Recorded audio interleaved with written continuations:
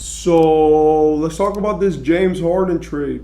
As we all know, James Harden just got traded to the Los Angeles Clippers in a three-team deal, which basically sent him and PJ Tucker to the Clippers for Robert Covington, Nicholas Batum, Kenyon Martin Jr., Marcus Morris, the 2026 first round pick, which was OKC, which gave it. Right, it was a Clippers pick, but OKC had it, right? The 2028 first round pick of the Clippers, which they owned, two second round picks, and a 2029 pick swap with the Clippers. All right, that's what Philly got back. For the Thunder, which was the third team, they just put in a pick and got a 2027 pick swap with the Clippers. So this deal right here, this trade for James Harden, I want to break it down and I want to talk about it. This James Harden deal is insane. First, I want to say, how does James Harden keep doing this?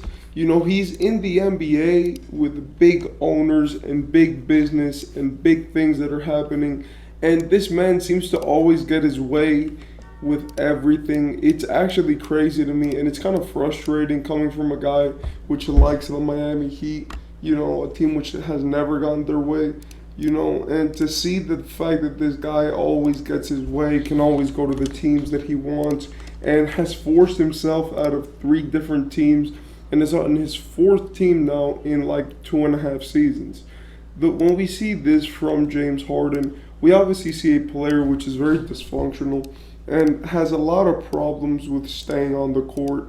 He's a player who has consistently been one of the best players in the NBA, was a superstar, has been an MVP, has been top 3 in MVP probably like 5 times, and has now been a player on playoff teams for his entire career. He's won an MVP. He's been a great player. He's been a voice for his team. He's been the superstar. He's been a second option. He's been a third option. He's been relegated to a role. And he's basically done everything in the NBA but win a championship and maybe a Defensive Player of the Year.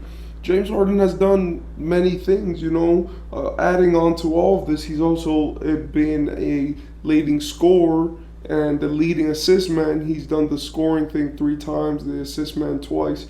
And for James Harden, he just has one of the greatest careers of all time. Now, of course, I'm not saying that compared to the top 10 players ever, but he's a top 75 player for sure. And if we're being honest, he's one of the players which you have to give the most praise to for just being there every single year and being healthy to play. Now, with all of this good that we tell James Harden, we also have to say the bad. James Harden is a terrible leader. He doesn't play well when his team needs it. And also, he has a thing for going out to parties, strip clubs, and anywhere they will accept him. And that's why he picks such popping cities, Like his past 4 teams have been Houston, Brooklyn, Philadelphia, and now Los Angeles. If you don't see the trend, they're all party cities which have great reputations for their nightlife, or at least have reputations for, being cities which are close to other cities which have reputations for their nightlife. So when we look at James Harden, we can see a clear trend of his favorite city being Houston, of him just loving to party. Now this is nothing bad. Loving to party is one thing. Now, the fact that you do this so consistently and the fact that it takes away from your play on the court is another. We've seen James Harden really fatten up in the offseason, every single offseason. We've seen him gain a lot of weight, pull very, weird semantics just to get traded, and consistently be one of the players that you don't know what to expect from him and to what level he'll go just to get traded. I say this because most recently he went to China, a place that, if you guys don't know, 76ers GM Daryl Morey has a lot of problems with. And he went there to promote his wine brand that he created just because he knew that they hated Daryl Morey over there.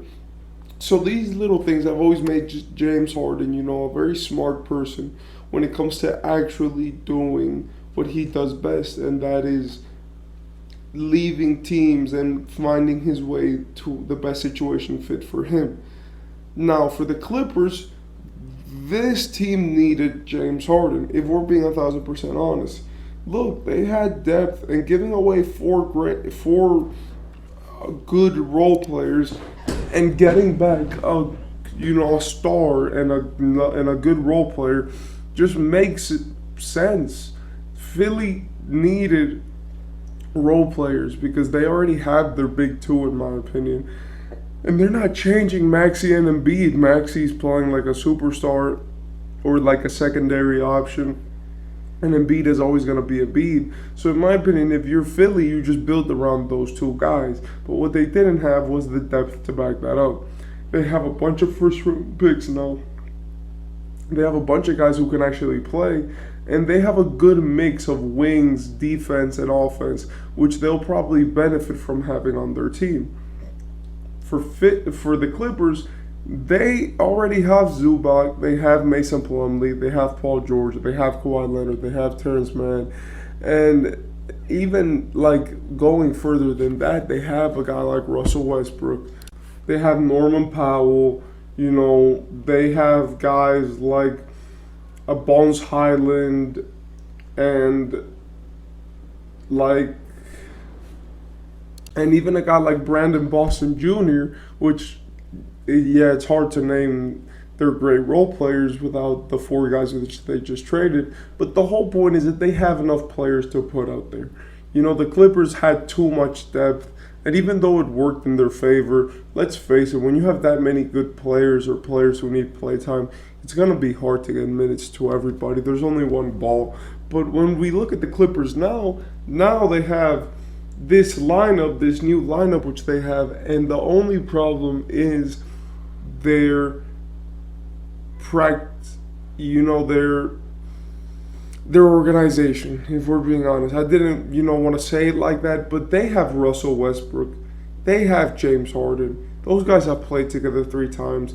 It's not surprising that we can see that those guys don't pair well together, because they don't. They have very similar ball dominant styles. And finally, when Russell Westbrook got the opportunity to play well again after the Lakers, after embarrassing himself and after being so doubted by everybody, where he was playing his butt off at the start of the season, he signed an $8 million contract, and this was going to be the season where he was going to prove himself. You know what happened? He couldn't, and now he's going to have a guy start over him, even though he put in the work, and he's been putting in the work to at least remain in the NBA. In my opinion, this Harden move was good. They needed a guy to facilitate. They needed a guy to run the floor, because Russell Westbrook, I'm sorry, is just not that. Yeah, he was going to be able to get the ball to everybody, and he was playing great under the Clippers system. But if we're being honest, Russell Westbrook is not the same 10 assists per game Westbrook like James Harden, which led the league in assists last year. In my opinion, it's a good move. The only problem is that why did you keep Westbrook? Like, why? And now I know that also we have to talk about their other players, right? Like, if you now have 2 or 3 main guards, why did you keep Terrence Mann? Why did you keep Norman Powell? Why did you trade all of your wings away? That's another question that I have for this team. Why did you not focus on having backups for Kawhi and PG that could play their positions, as opposed to getting 4 guards in your team which all can actually play quality minutes? These are all questions I have for the Clippers, but if we're being 1,000% honest, they have a problem, and they have many, many, many contracts and players which they need to take care of. And in my opinion, getting James Harden is probably for them just the last push to win a championship. They've had too many issues. They've had to do everything. They've had to put Kawhi and PG out there, even though they always get injured. So now, in my opinion, James Harden is the final push. They're saying, if you can't win with him, which is a 3rd star, and he'll be your point guard and he'll do exactly what you want him to do, then you can't win with anybody, and then we have to rebuild. That's been my opinion.